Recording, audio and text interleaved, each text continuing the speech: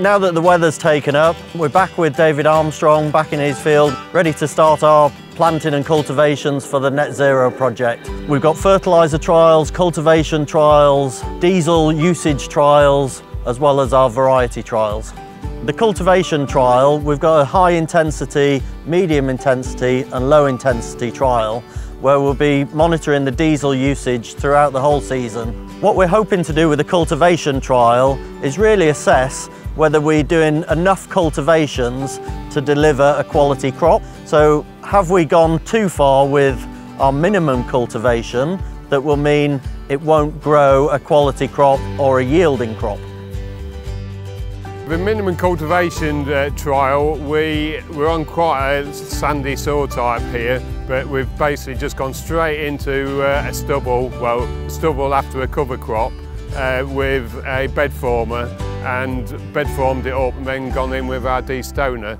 And it's been interesting because it has worked here. From the reduced cultivations, it's going to be very interesting to see whether it ends up reducing our harvester speed because we haven't gone quite so deep with de-stoner. We're not really sure. Hopefully we don't see any effect, but that's the reason, one of the good reasons for why we're doing these trials. So we're measuring the diesel use of each cultivation so that we can accurately measure the carbon footprint of each plot, but it's a real balance between limiting cultivations but yet still being able to grow a quality crop. The most intensive cultivation will be ploughed, then cultivated, then go through a power ridger before being de-stoned and then ultimately planted. The least cultivated, we will literally just go with ridging bodies that will allow enough soil to be collected for the de-stoner and then ultimately planted. We're measuring CO2 coming off the soil.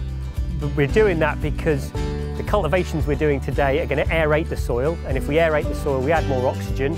That's going to fuel the microbes to decompose organic matter and release carbon and CO2 into the atmosphere.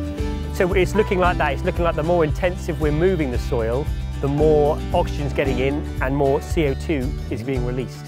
We're here for 2 days taking samples every hour, and then we're back once a week looking at how, as the soil settles over time, how it slowly releases CO2. Conventional synthetic fertilisers have a high carbon footprint. So with the fertiliser trial, we're looking at conventional synthetic fertilisers against novel organic fertilisers and how they perform at different rates. And we're even going to be growing some plots without any fertiliser.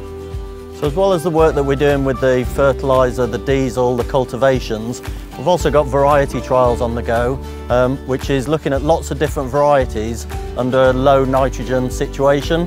And we'll assess them throughout the season to how they perform and analyse them as to how they yield, how much nitrogen they take up and how vigorously they grow.